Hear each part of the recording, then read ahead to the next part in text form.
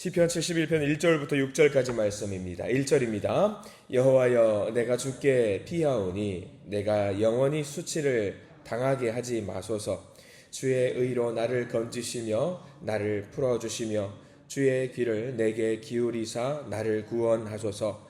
주는 내가 항상 피하여 숨을 바위가 되소서. 주께서 나를 구원하라 명령하셨으니 이는 주께서 나의 반석이시요 나의 요새이심이니이다. 나의 하나님이여 나를 악인의 손 곧 불의한 자와 흉악한 자의 장중에서 피하게 하소서. 주 여호와여 주는 나의 소망이시요 내가 어릴 때부터 신뢰한 이시라. 내가 모태에서부터 주를 의지하였으며 나의 어머니의 배에서부터 주께서 나를 택하셨사오니 나는 항상 주를 찬송하리이다. 아멘. 오늘 말씀 가운데 하나님의 크신 은혜가 있기를 간절히 기도하고 소망합니다. 우리 기도하는 마음으로 고백합니다. 하나님의 은혜가 지금 저에게 임하기를 기도합니다. 아멘. 우리 옆 사람 축복하면서 하나님의 은혜가 지금 여러분에게 임하기를 기도합니다. 아멘. 복된 은혜 넘치는 복된 날 되시기를 간절히 기도하고 소망합니다.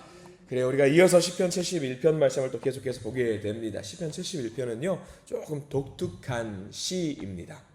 시편 제2권이 1권, 2권, 3권, 4권, 5권, 5권까지 있어요. 150편까지를 5권으로 분류를 하는데 42편부터 72편까지를 제2권이라고 우리가 이야기를 합니다. 2권의 주제는요 하나님의 구원이에요. 구원을 요청하기 위해서는 힘이 있는 사람에게, 힘이 있는 분에게 우리가 나를 도와주세요 라고 이야기하는 게 일반적입니다. 힘이 없는 사람에게 나 도와달라고 해봤자 도와줄 수 있겠습니까? 힘이 있는 분에게 도와달라고 이야기를 해야 합니다.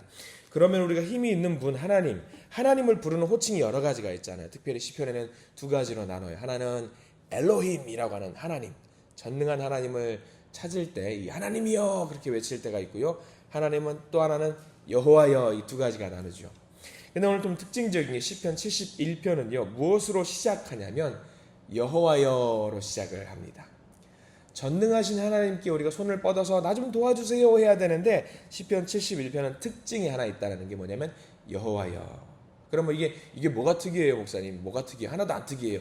시편 70편을 보면은요 우리가 지난주에 봤던 70편 시작을 뭘로 시작하냐면 하나님이여로 시작을 한단 말이에요.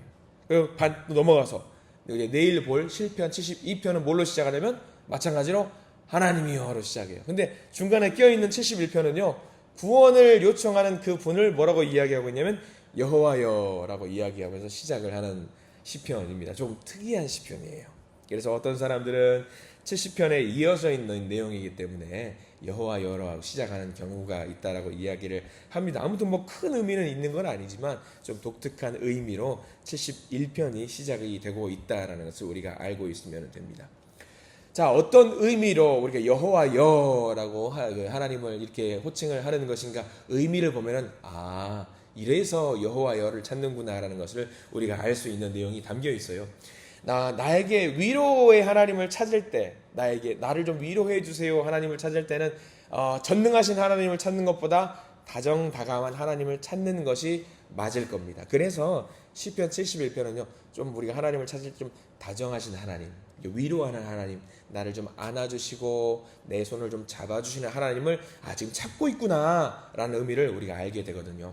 자, 우리가 1절과 2절 말씀 한번 볼까요? 어떤 위로가 필요한 상황이기에 한번 볼게요. 1절 2절입니다.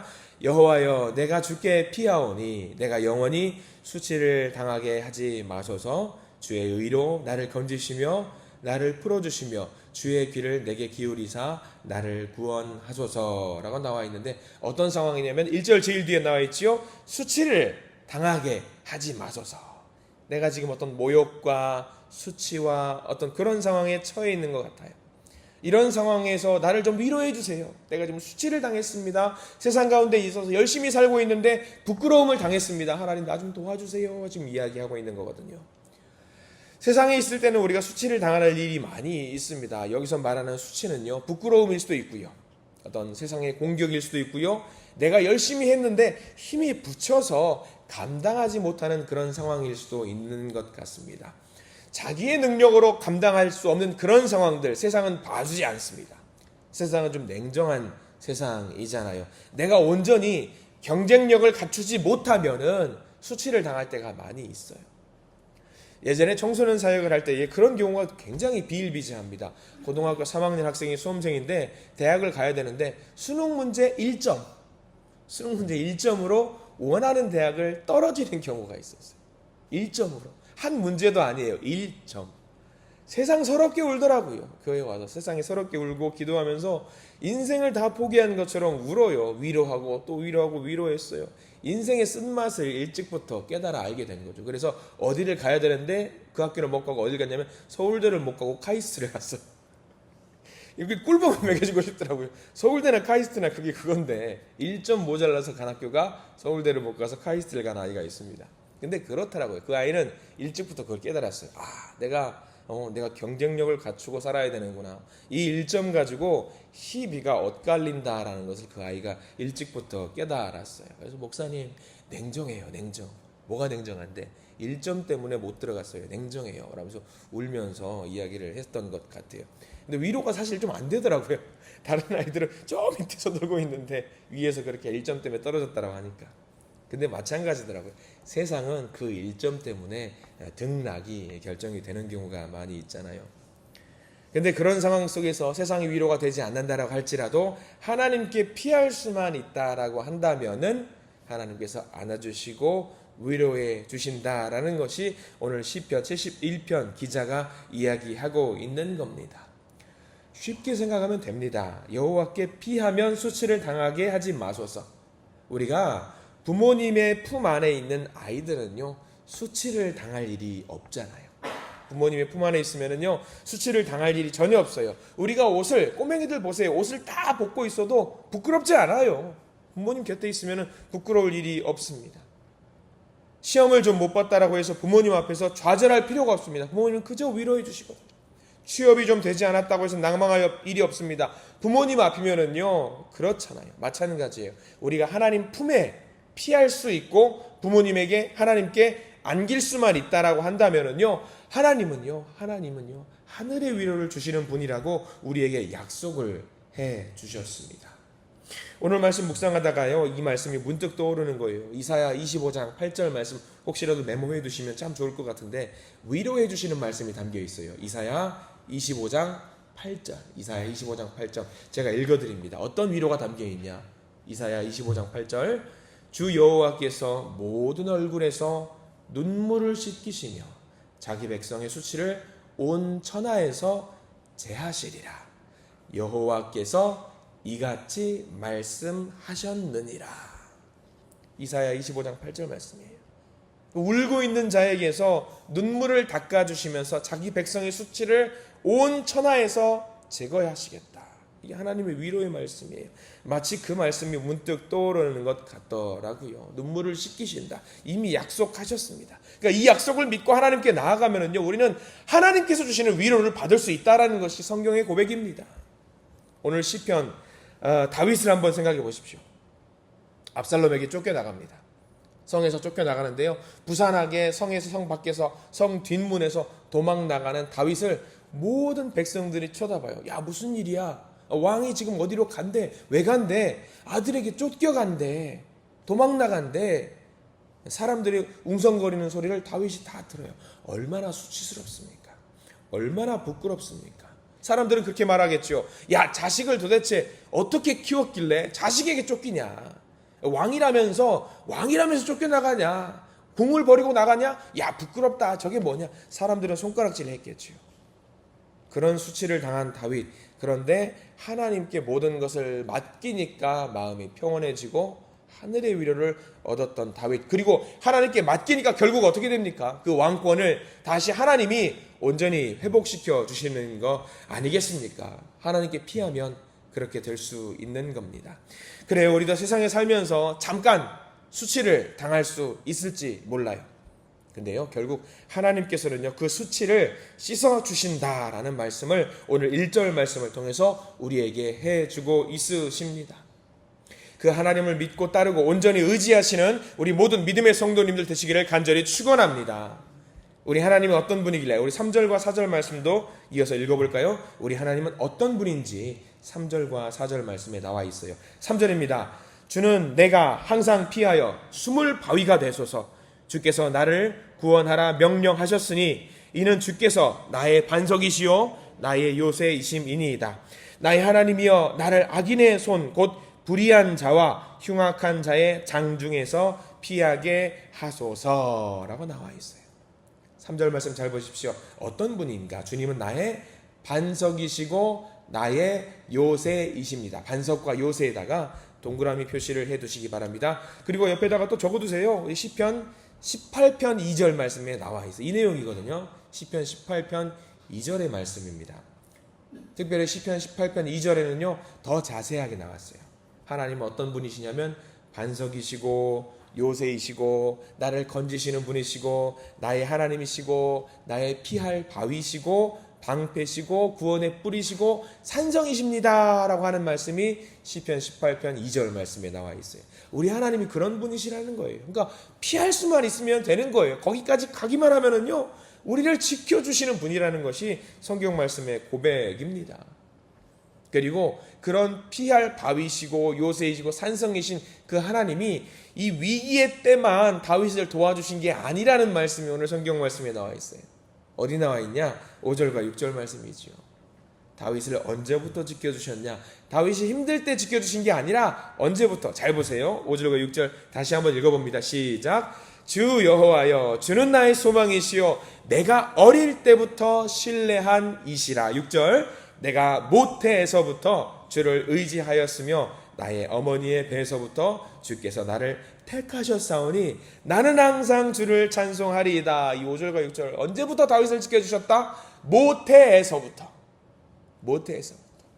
요새이시고 바위시고 피할 만한 산성이시고 그 모든 능력의 하나님이 언제부터 다윗을 지켜주셨다? 모태에서부터. 그러니까 태어나기 이전부터 하나님은 태어나기 전부터 다윗을 이미 정해두시고 지키신다라는 이야기죠. 태초부터 다윗을 지키시겠다고 약속한 하나님이에요. 이거 우리에게 주시는 말씀이에요. 내가 힘들 때, 내가 어려울 때, 손을 뻗어서 하나님을 만지려고 할 때부터 나를 도와주신 분이 아니시라. 언제부터 나를 지키셨다? 내가 이 세상에 존재하기 이전부터 하나님은 우리를 지켜주셨다라는 이야기죠. 여러분들의 정체성에 대한 이야기입니다. 내가 어떤 사람인 줄 알아? 내가 누군지 알아? 그것을 우리가 세상 가운데 당당하게 선포할 수 있었으면 좋겠어요. 그러면은요, 우리 일생을 붙들고 계신 하나님, 그 믿음이 생기면은요, 지금 좀 어려워도 돼요. 이미 태초부터 나를 향해서 계획이 있으신데, 지금 좀 어렵다고 뭐가 힘들어요? 하나님 나를 도와주시겠다는데. 하나님을 의지하면 되는 겁니다. 하나님이 다 알고 계시고 하나님이 다 알아서 하시는데 무서워할 필요가 없어요. 우리가 죽고 사는 문제 다 하나님께 달려 있잖아요. 우리가 살아도 주를 위해 살고 죽어도 주를 위해 죽나니 그러므로 사나 죽으나 다 우리는 주의 것이로다. 아둥바둥할 필요가 없겠더라고요. 옛날에 그런 문화, 요즘은 그런 문화 없어요. 요즘은 그런 문화가 제가 눈 씻고 찾아봐도 잘 없는데, 제가 어렸을 때만 해도 놀 때는 어디서 노냐면 놀이터나 이제 학교 운동장 가서 다 모여서 놀아요. 그때 다 놀잖아요. 그러면 이제 한참 열심히 놀다가 부모님들이 다 그 운동장에 모이세요. 부모님들이 모여서 왜 모이냐면 해질녘이 되면 야 똥개야 밥 먹으러 가자 그러면은 아이들이 다 이제 엄마 손 붙들고 다 가요. 다 해산해요. 그러면 재밌는 게 뭐냐면 한참 그 이제 운동장에서 놀 때에 목숨보다도 소중하게 여겼던 그 어떤 뭐 돌조각들, 뭐 그려놨던 것들, 건들지 마, 이거 내가 만든 거야. 돌조각들, 야 이거 내 거야. 건드리면 너희들 가만두지 않을 거야 했던 것들 부모님이 오라고 하면 다 어떻게 해요? 다 던져두고 가요. 내가 막 뭐 크게 그려놨던 것들 막 이거 누가 건들지 말라고 하루 종일 얘 지키고 있었던 건데 엄마가 야 밥 먹으러 가자 하면 다 버려두고 가요. 그때부터 그렇게 되더라고요. 이게 뭐냐면 하던 거 다 우리는 세상에 이게 세상이 이게 전부인 것처럼 막 붙잡고 있잖아요. 근데 나중에 하나님이 오라시면 어떻게 해야 돼요? 다 내려놓고 가는 거죠. 다 내려놓고. 집에 가져갈 수 없다는 거 아이들도 다 알아요. 그러니까 기억해야 되는, 우리가 잘 기억해야 되는 게 뭐냐면 이 세상에서 막 아둥바둥하면서 다 붙잡고 있잖아요. 이거 결국에는요, 하나님 원하시면 다 내려놓고 가게 되더라고요. 하나님께 의탁하고요, 하나님께서 부르시면 가야 된다는 것을 알고 하나님 나라에 저 귀한 게 있다는 것을 알면은요, 확신이 생기면은요 다 내려놓을 수 있어요. 그리고 뭐만 하게 되냐면은요, 뭐만 하면 여기 성경 말씀 계속 나옵니다. 7절과 8절과 9절 이제 다 내려놓고 난 다음에 내가 무엇만 하면 되는지 나와 있거든요. 7절과 8절과 9절 말씀 같이 한번 읽어볼게요. 시작. 나는 무리에게 이상한 징조같이 되었사오나 주는 나의 견고한 피난처시오니 주를 찬송함과 주께 영광 돌림이 종일토록 내 입에 가득하리이다. 9절. 늙을 때에 나를 버리지 마시며 내 힘이 쇠약할 때에 나를 떠나지 마소서. 내가 뭐만 하면 돼요? 찬송만 하면 되는 거예요. 8절 말씀. 주님께 찬송하고 주님께 영광 돌리는 그 일만 한결같이 하면 되는 거예요. 세상 거 붙잡지 말고 하나님만 찬양하면 된다라고 다윗이 지금 우리에게 이야기하고 있는 거예요. 저는 우리 성도님들이 하루 종일 쉬지 않고 하나님을 찬양하시는 성도님들이 되시기를 간절히 축원합니다. 찬양만. 그게 우리의 살아있는 믿음이 되면 됩니다. 9절 말씀 잘 보세요. 9절 우리가 방금 읽었습니다만, 늙을 때에 나를 버리지 마시며 내 힘이 쇠약할 때에 나를 떠나지 마소서. 여러분 이 말씀 잘 기억해야 될 게 뭐냐면요, 하나님은 변하는 분입니까? 변하지 않는 분입니까? 하나님은요 절대로 안 변해요. 늙을 때에 나를 버리지 마시면 하나님은 절대로 안 변한다라는 이야기를 비유적으로 돌려서 이야기하고 있는 거예요. 내 힘이 쇠약할 때에 나를 떠나지 마소서. 내 힘이 쇠약하다고 하나님이 나를 버리십니까? 절대 안 변합니다. 누가 변해요? 내가 변해요. 내가 변해요. 그러니까 우리가 이 말씀을요, 9절 말씀 이렇게 읽어야 돼요. 제가 늙어도 결코 하나님을 떠나지 않겠습니다. 제가 쇠약하더라도 하나님을 결코 떠나지 않겠습니다. 이 고백입니다. 이 기도입니다. 주님은 떠나지 않으세요. 내가 떠나지 않으면 됩니다. 내가 버리지 않으면 됩니다. 내가 하나님을 의지하면 됩니다. 오늘 시편 71편의 고백은 바로 그 고백입니다. 다정한 하나님, 내가 하나님 손 붙잡고 나가겠습니다. 하나님을 결단코 버리지 않겠습니다. 하나님을 온전히 의지하겠습니다. 세상 것을 의지하지 않겠습니다. 하나님과 동행하겠습니다. 이 고백이 오늘 시편 71편의 고백입니다. 오늘 시편 71편을 묵상하면서 하나님과 한순간도 놓치지 않고 하나님과 순간순간 모두 동행하시는 믿음의 성도님들 되시기를 간절히 축원합니다. 그렇게 결심하시고 하나님께 모든 것을 맡기시는 우리 믿음의 성도님들이 되시기를 간절히 축원합니다. 기도하겠습니다. 주님 감사합니다. 오늘 71편 말씀을 통해서 우리들 하나님만을 바라보기를 원합니다. 하나님을 통해서 위로와 소망을 얻고 전심으로 기도하려고 합니다. 주님, 답답하고 막막하고 갑갑하고 아픈 현실 속에서 오직 주님만 바라봅니다. 우리의 기도와 우리의 간구를 들으시고 응답해 주시옵소서. 주님, 오늘도 우리와 동행하시고 우리를 건지시고 우리를 풀어주시고 귀를 기울여 주시사 우리가 주님을 통해서 구원받게 해 주시옵소서. 과거의 소망이셨고 지금의 소망이시며 미래의 소망이 되어주신 우리 하나님, 우리의 바위시며 요새이신 하나님을 우리 삶 속에서 받아들이고 감사하고 동행하게 해 주시옵소서. 오늘도 간절한 소원을 가지고 나온 주님의 종들에게 귀를 기울이시고 우리의 기도를 들으시고 하나님의 전능하심으로 역사하여 주시옵소서. 예수 그리스도 이름으로 간절히 기도드립니다. 아멘.